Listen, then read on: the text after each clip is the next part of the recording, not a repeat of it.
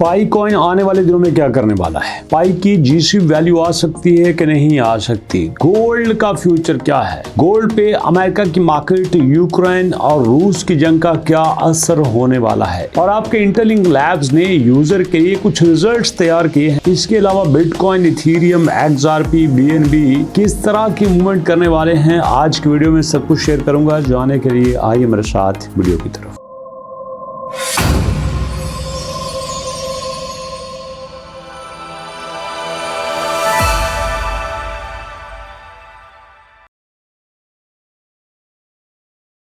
बिस्मिल्लाहिर्रहमानिर्रहीम, अस्सलाम वालेकुम। सबसे पहले बात करते हैं दोस्तों पाई कॉइन की। इस वक्त अगर देखा जाए तो पाई कॉइन 0.49 के लॉस में चल रहा है। पिछले हफ्ते इसने अपने आप को स्टेबल किया और दूसरों से अच्छा परफॉर्म किया, लेकिन दिक्कत यह है कि पाई को थोड़ा सा ऊपर जाने के लिए बाकी कॉइन की भी जरूरत है। और मजे की बात देखिए कि जब पाई ने 0.24, 0.25 से ऊपर जाना था, तब आपका जो बिटकॉइन है ये भी थोड़ा स्टेबल हो चुका है। कल की प्राइस से ये 1.3 के हिसाब से ऊपर जा रहा है।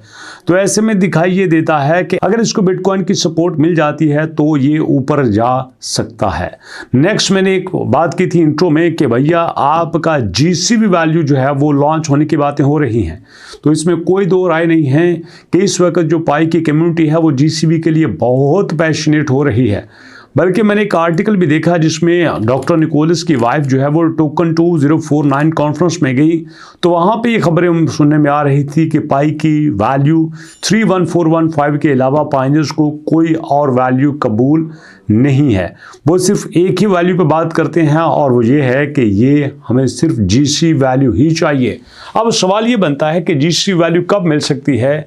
क्या वो इन्हें इकोसिस्टम के बाहर मिल सकती है या इकोसिस्टम के अंदर मिल सकती है? अब इकोसिस्टम के बाहर से क्या मुराद है?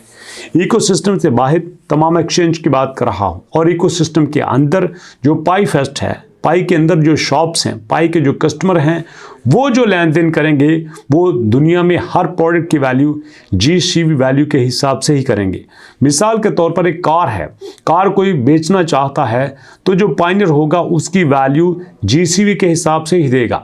मतलब उसकी वैल्यू $3 लाख है तो वो उसको एक पाई देगा, क्योंकि पाइनियर ये कंसिडर करेगा कि हमारा पाई 314159 के बराबर है। अब देखना ये है कि लॉन्च कब होता है और इसके लिए पाई को टीम क्या तैयारी करती है। नेक्स्ट दोस्तों बात करते हैं बिटकॉइन की।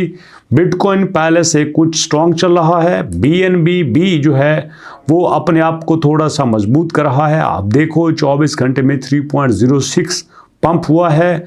एक्सआरपी भी दोस्तों कल ये 1.9, 1.83 पे चला गया था, आज ये $2 पे आ चुका है।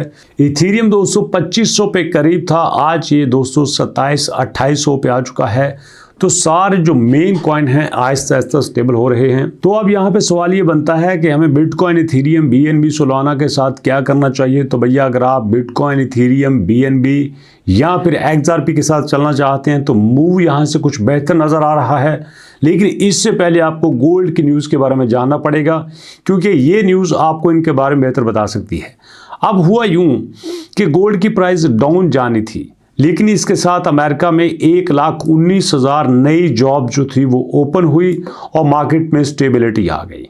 और यहाँ पे जो हमारे साथ पास अमेरिका में अनएम्प्लॉयमेंट रेशो जो है वो 4.4 पे चला गया था। ये 1,19,000 जॉब्स की वजह से काफ़ी बेहतर हुआ और यहाँ पे लोगों ने अब अपने आप को स्टेबल महसूस करना शुरू कर दिया। और मैं आपको बताता चलूँ कि ये जो सारी सिचुएशन है ये इस वक्त आपके गोल्ड की सपोर्ट में जा रही है। मतलब गोल्ड अब बेहतर होना शुरू हो चुका है। दूसरी तरफ जो है व्लादिमीर पुतिन और आपके यूक्रेन के जो प्रेसिडेंट हैं उनके दरमियान सुलह की बात चल रही है। अगर ये भी हो जाता है तो मैं समझता हूँ कि ये भी गोल्ड की सपोर्ट के लिए बड़ा अच्छा है। और गोल्ड जो इस वक्त है मार्केट में सबसे ज़्यादा मजबूत रिजर्व समझा जाता है। और इस वक्त अमेरिका, चाइना की पूरी कोशिश है कि गोल्ड पे किसी तरह से कंट्रोल किया जाए। तो ऐसे में अगर गोल्ड स्टेबल हो जाता है तो आपका ये बिटकॉइन, इथेरियम में सब कुछ भी स्टेबिलिटी पकड़ सकता है।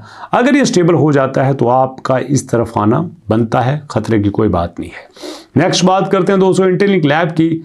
तो भैया आपका इंटरलिंक लैब जो है वो उसने अनाउंसमेंट दे दी है कि जो मैंने अपने 4 मिलियन नोट्स की बात की थी, उसकी सेलिब्रेशन की बात की थी, 1,73,000 लोगों ने रिवार्ड को क्लेम किया है, तो इसका मतलब ये है कि यहाँ पे इंटरलिंक लैब ने अपना वादा पूरा किया है। अगर ऐसे में इंटरलिंक लैब सारे वादे पूरे कर रहा है तो इसका मतलब ये है कि ये फ्यूचर में भी अपनी सारी कमिटमेंट्स पूरी करेगा। आपका इसके बारे में क्या ख्याल है, फीडबैक दीजिएगा।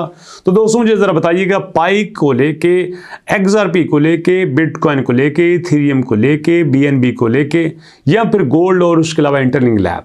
आज मैंने 6-7 फीचर, 6-7 कॉइन्स आपके साथ शेयर किए। सबसे फेवरेट कौन सा आपका, ये भी बताइएगा और मुलाकात करेंगे कमेंट सेक्शन में नेक्स्ट वीडियो तक के लिए। अल्लाह की अमान।